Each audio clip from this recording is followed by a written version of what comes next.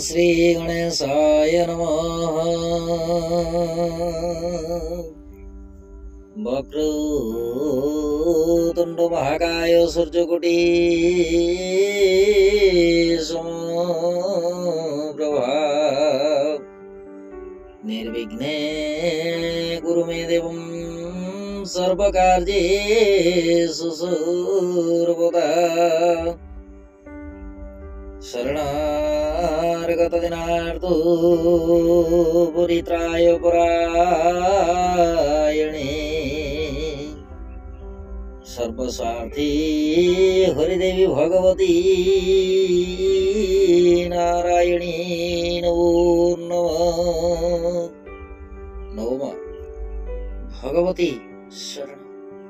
दर्शक बंधु, 12 अधिपति देवगुरु बृहस्पति नमन कर जानिबा आज राशिफल विषय। सर्वप्रथमे जानिबा आज राशि नक्षत्र तथा पंचांग विषय। आज आषाढ़ मास कृष्ण पक्ष इंग्राजी तारीख जुलाई मास 4 तारीख 2024 मसीहा गुरुवार। आज त्रयोदशी गते चतुर्दशी तिथि। मृगशिरा नक्षत्र वृषचंद्र गंडयोग वाणिज्यकरण। प्रातः 5:54 पर विष्टिकरण भोग हेब। जोगिनी दक्षिण दिगरे प्रातः 5:54 पर पश्चिम दिगरे रहिबे। आज तुला और कुंभ राशि घात 12 एवं बिछा राशि घात चंद्र। राहु काल दिवा 1:31 रु दिवा 3:10 मध्य। दिनटी महेंद्र बेला नास्ति। अमृत बेला दिवा 9:40 रु दिवा 11:40 मध्य। आज ग्रह स्थिति मंगल मेष राशि बृहस्पति चंद्रयुक्त होइकि वृष राशि शुक्र रवियुक्त होइकि मिथुन राशि बुध कर्कट राशि केतु कन्या राशि शनि कुंभ राशि एवं राहु मीन राशि गोचर करिवे। दर्शक बंधु, राशिफल जानिबा आगुरी जानिबा आज दिव्य चिंतन विषय। दिव्य चिंतन रे अछि जने दर्शक बंधु प्रश्न। दर्शक बंधु जनक प्रश्न रखिछंती रवि एवं मंगल एकत्रीकरण अवस्था गोटे राशि जदि अवस्थान करिथंती ताहेले जन्म जातक प्रति केउ प्रकार फल प्रदान करिथंती उक्त विषय वस्तु नै कि मार्गदर्शन करिवे। दर्शक बंधु, जन्म जातक रवि एवं मंगल हेउछंती तेजस्क्रिय ग्रह, जी कि उत्तप्त कारक ग्रह। रवि महाग्रह विशेष उत्तेजित कारक ग्रह एवं मंगल तत्संगे सेनापति ग्रह हेतु ये मध्य उत्तेजना कारक ग्रह। रवि एवं मंगल जदि गोटे राशि रही जाती ज्योतिष शास्त्र कहे रवि हो कि मंगल हो पाप बा शत्रुहीन हुए उच्चरे स्वगृह थाई तृतीय षष्ठ दशम कि एकादश स्थान रे जन्म जातक जोग कारक होती। तत्संगे पूर्णचंद्र जदि त्रिकोण स्थान रे त्रिकोण बोलते पंचम एवं नवम स्थान रे दशम रे कि चतुर्थ स्थान रे तत्संगे द्वितीय रे एकादश रे रही पापयुक्त होई नथिले प्रबल मात्रा शुभ फल देथांती। रवि किंबा मंगल दुईटी ग्रह मध्य गोटे ग्रह जदि ए परिस्थिति रही थांती ताहेले शुभ फल देथांती। तत्संगे रवि जदि मंगल युक्त हो जाती कि मंगल क्षेत्र रवि एकत्रीकरण अवस्था रवि क्षेत्र में मंगल एकत्रीकरण अवस्था रही थांती प्रबल मात्रा ये जोग कारक फल देथांती। दर्शक बंधु, रवि जेतेबेले शुभ फल देथांती महादशा एवं अंतर्दशार आरंभ समय ही एका शुभ फल देथांती। मंगल महादशा कि अंतर्दशार मध्य काल रे शुभ फल प्रदान करिथांती। एबे आसंतु जानिबा आज राशिफल विषय। राशिफलटी आपणक चंद्र राशि उपर आधारित। आपणक जन्मकोष्ठी रे चंद्रमा जो राशि अवस्थान करिसंती सी हेउची आपणक चंद्र राशि बा जन्म राशि। जदि आपण निजर जन्म राशि जानि नाहंती ताहेले प्रचलित नाम राशि अनुसार राशिफलटी देखि पारिबे। चंद्रमा आज मंगलंक नक्षत्र रे वृष राशि गोचर करिवे। फलरे मेष राशि ठारू मीन राशि पर्यंत द्वादश राशि उपर चंद्रमा को केउ प्रकार प्रभाव रहिबो उक्त विषय वस्तु उपर परिचित हेबा। कालपुरुष चक्र प्रथम राशि मेष राशि। मेष राशि व्यक्ति विशेषों दिनटी चंद्रमा राशि ठारू द्वितीय स्थान रे गोचर करिवे। फलरे कार्य क्षेत्र एवं व्यवसाय रे दुर्बल मनोवृत्ति रही पारे। सरकारी बेसरकारी कर्म को लेकिन अपव्यय खर्चर सूचना अच्छी। दाम्पत्य प्रेम संपर्क सुदृढ़ रखा सहित दिनटी वाक्शुद्धि नितांत दरकार। आर्थिक स्थिति विशेष सुखदायक नुहे। स्वास्थ्य शरीर प्रति यत्नशील रहंतु। परिवार मध्य अशांतिर वातावरण रही पारे। यात्रा दिनटी मध्यम फलदायक। विद्यार्थी और महिला मान कार्य क्षेत्र में कर्म विमुख हेबे।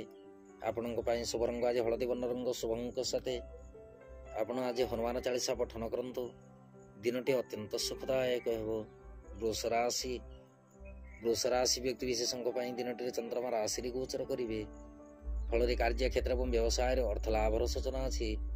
ସରକାରୀ ବେସରକାରୀ କର୍ମକୁ ନେଇକି ଗତିରୋଧ ଯୋଗ ସଂଗଠିତ ହୋଇପାରେ। ଦାମ୍ପତ୍ୟ ଓ ପ୍ରେମ ସମ୍ପର୍କ ମଧ୍ୟମରୁ ଉତ୍ତମ ରହିବ।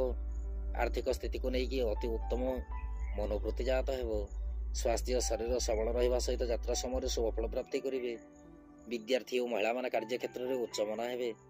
ଆପଣଙ୍କ ପାଇଁ ଶୁଭ ରଙ୍ଗ ଆଜି ସବୁଜ ବର୍ଣ୍ଣ ରଙ୍ଗ, ଶୁଭ ଅଙ୍କ 3। ଆପଣ ଆଜି ଦୁର୍ଗାନବାକ୍ଷରୀ ମନ୍ତ୍ର ପଠନ କରନ୍ତୁ। ଦିନଟି ଅମୃତ ତୁଲ୍ୟ ହେବ। ମିଥୁନ ରାଶି ବ୍ୟକ୍ତି ବିଶେଷଙ୍କ ପାଇଁ ଦିନଟିରେ ଚନ୍ଦ୍ରମା ରାଶିଠାରୁ ଦ୍ୱାଦଶ ସ୍ଥାନରେ ଗୋଚର କରିବେ। ଫଳରେ କାର୍ଯ୍ୟକ୍ଷେତ୍ର ଏବଂ ବ୍ୟବସାୟରେ ଅପବ୍ୟୟ ଖର୍ଚ୍ଚର ସୂଚନା ଅଛି। ସରକାରୀ ବେସରକାରୀ କର୍ମକୁ ନେଇକି ମନ ଭିତରେ ଉଦାସୀନତା ଭାବ ଜାତ ହୋଇପାରେ। ଦାମ୍ପତ୍ୟ ଓ ପ୍ରେମ ସମ୍ପର୍କ ସୁଦୃଢ଼ ରଖନ୍ତୁ। ଆର୍ଥିକ ସ୍ଥିତି ବିଶେଷ ସୁଖଦାୟକ ନୁହେଁ। ସ୍ୱାସ୍ଥ୍ୟ ଶରୀର ପ୍ରତି ଧ୍ୟାନ ରଖିବା ନିତାନ୍ତ ଆବଶ୍ୟକ। ଯାତ୍ରା ପାଇଁ ଦିନଟି ସୁଖଦ ଅଟେ। ବିଦ୍ୟାର୍ଥୀ ଓ ମହିଳାମାନେ କାର୍ଯ୍ୟକ୍ଷେତ୍ରରେ ସ୍ୱାସ୍ଥ୍ୟ ହାନିର ସୂଚନା ଲକ୍ଷ୍ୟ କରିବେ। ଆପଣଙ୍କ ପାଇଁ ଶୁଭ ରଙ୍ଗ ଆଜି ସବୁଜ ବର୍ଣ୍ଣ ରଙ୍ଗ, ଶୁଭ ଅଙ୍କ 8। ଆପଣ ଆଜି କ୍ଲିଂ ମନ୍ତ୍ରକୁ 54 ଥର ପଠନ କରନ୍ତୁ। ଦିନଟି ଅତି ଉତ୍ତମ ରହିବ। କର୍କଟ ରାଶି ବ୍ୟକ୍ତି ବିଶେଷଙ୍କ ପାଇଁ ଦିନଟିରେ ଚନ୍ଦ୍ରମା ରାଶିଠାରୁ ଏକାଦଶ ସ୍ଥାନରେ ଗୋଚର କରିବେ। ଫଳରେ କାର୍ଯ୍ୟକ୍ଷେତ୍ର ଏବଂ ବ୍ୟବସାୟରେ ପ୍ରଶଂସିତ ହେବେ। ସରକାରୀ ବେସରକାରୀ କର୍ମକୁ ନେଇକି ଦୀର୍ଘ ଦିନରୁ ଅଟକି ରହିଥିବା କର୍ମ ସମ୍ପାଦନ ହେବ। ଦାମ୍ପତ୍ୟ ଓ ପ୍ରେମ ସମ୍ପର୍କ ସୁଖଦ ରହିବା ସହିତ ଦିନଟିରେ ଆୟ ସ୍ଥିତି ସବଳ ରହିବ। ସ୍ୱାସ୍ଥ୍ୟ ଶରୀର ଅତି ଉତ୍ତମ ଅଟେ। ଯାତ୍ରା ପାଇଁ ଦିନଟି ସୁଖଦ ରହିବ। ବିଦ୍ୟାର୍ଥୀ ଓ ମହିଳାମାନେ କାର୍ଯ୍ୟକ୍ଷେତ୍ରରେ ଉନ୍ନତିର ମାର୍ଗଦର୍ଶନ କରିବେ। ଆପଣଙ୍କ ପାଇଁ ଶୁଭ ରଙ୍ଗ ଆଜି ଫିକା ଗୋଲାପୀ ରଙ୍ଗ, ଶୁଭ ଅଙ୍କ 6।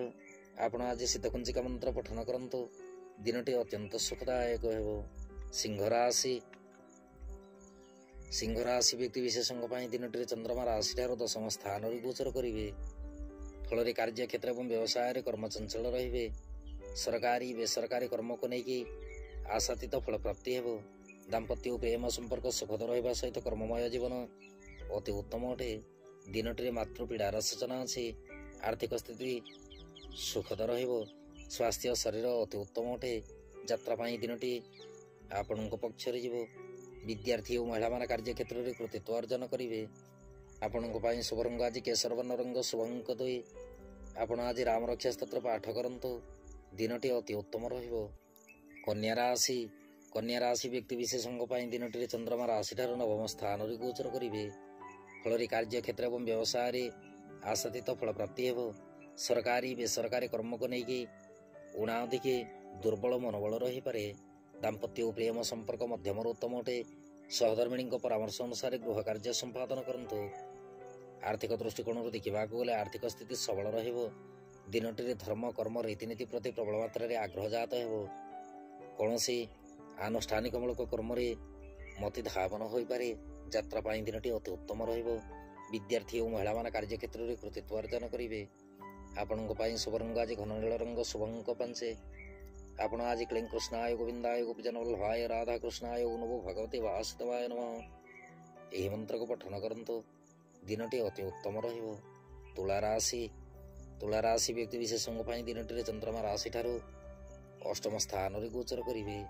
ଫଳରେ କାର୍ଯ୍ୟକ୍ଷେତ୍ର ଏବଂ ବ୍ୟବସାୟରେ ଅଳ୍ପ ମାତ୍ରାରେ ମାନସିକ ସ୍ଥିତି ଦୁର୍ବଳ ରହିବା ସହିତ ସ୍ୱାସ୍ଥ୍ୟ ହାନିର ସୂଚନା ଜଣାଯାଏ। ସରକାରୀ ବେସରକାରୀ କର୍ମକୁ ନେଇକି ତରତର ନିଷ୍ପତ୍ତି ନିଅନ୍ତୁ ନାହିଁ।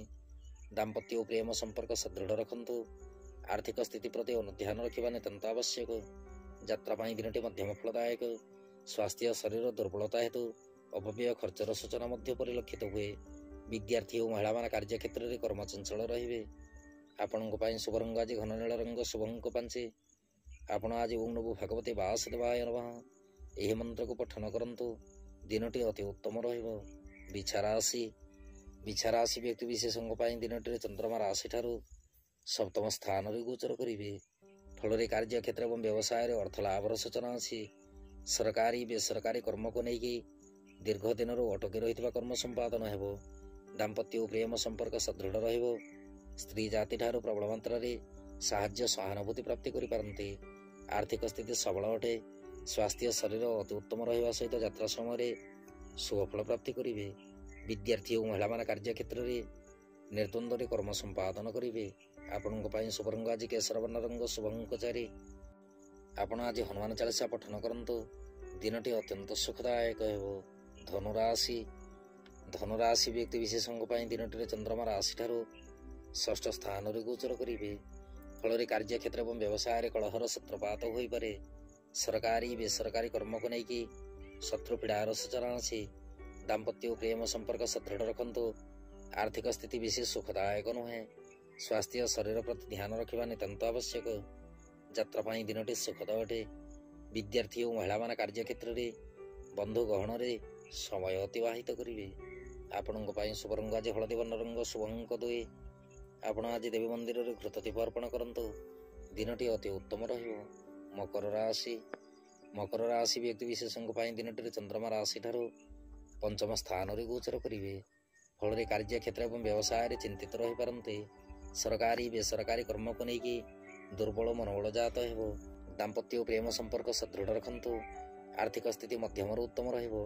ସ୍ୱାସ୍ଥ୍ୟ ଶରୀର ପ୍ରତି ଧ୍ୟାନ ଦେବା ସହିତ ଯାତ୍ରା ସମୟରେ ସତର୍କତା ଅବଲମ୍ବନ କରନ୍ତୁ।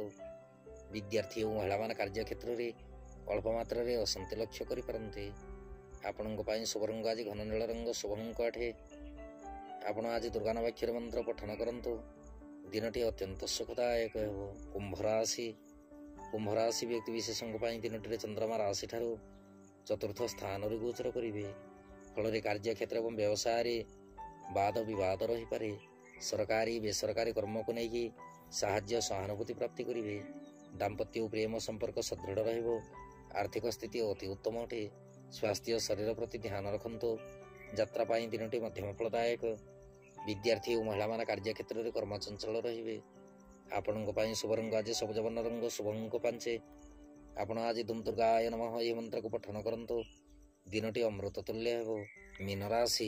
ମୀନ ରାଶି ବ୍ୟକ୍ତି ବିଶେଷଙ୍କ ପାଇଁ ଦିନଟିରେ ଚନ୍ଦ୍ରମା ରାଶିଠାରୁ ତୃତୀୟ ସ୍ଥାନରେ ଗୋଚର କରିବେ। ଫଳରେ କାର୍ଯ୍ୟକ୍ଷେତ୍ର ଏବଂ ବ୍ୟବସାୟରେ ପରିଶ୍ରମ ମୁତାବକ ଫଳ ପ୍ରାପ୍ତି ହେବ। ସରକାରୀ ବେସରକାରୀ କର୍ମକୁ ନେଇକି ମାନ ସମ୍ମାନ ପ୍ରତି ସତର୍କତା ଅବଲମ୍ବନ କରନ୍ତୁ। ଦାମ୍ପତ୍ୟ ଓ ପ୍ରେମ ସମ୍ପର୍କ ଅତି ଉତ୍ତମ ଅଟେ। ଆର୍ଥିକ ସ୍ଥିତି ସବଳ ରହିବ। ସ୍ୱାସ୍ଥ୍ୟ ଶରୀର ସୁଖଦ ରହିବା ସହିତ ଯାତ୍ରା ସମୟରେ ଶୁଭଫଳ ପ୍ରାପ୍ତି କରିବେ। ବିଦ୍ୟାର୍ଥୀ ଓ ମହିଳାମାନେ କାର୍ଯ୍ୟକ୍ଷେତ୍ରରେ କର୍ମଚଞ୍ଚଳ ରହିବେ। ଆପଣଙ୍କ ପାଇଁ ଶୁଭ ରଙ୍ଗ ଆଜି ହଳଦୀ ବର୍ଣ୍ଣ ରଙ୍ଗ, ଶୁଭ ଅଙ୍କ 7। ଆପଣ ଆଜି ବିଷ୍ଣୁ ଚରଣାମୃତ ସେବନ କରନ୍ତୁ। ଦିନଟି ଅତି ଉତ୍ତମ ରହିବ। ଦର୍ଶକ ବନ୍ଧୁ, ଇଏ ଥିଲା ମେଷ ରାଶି ଠାରୁ ମୀନ ରାଶି ପର୍ଯ୍ୟନ୍ତ 10 ରାଶିର ରାଶିଫଳ ଏବଂ ଆଜିର ଦିବ୍ୟ ଚିନ୍ତନ। ଏବେ ଅନୁମତି ଦିଅନ୍ତୁ। ନୌମା ଭଗବତୀ ଶରଣ।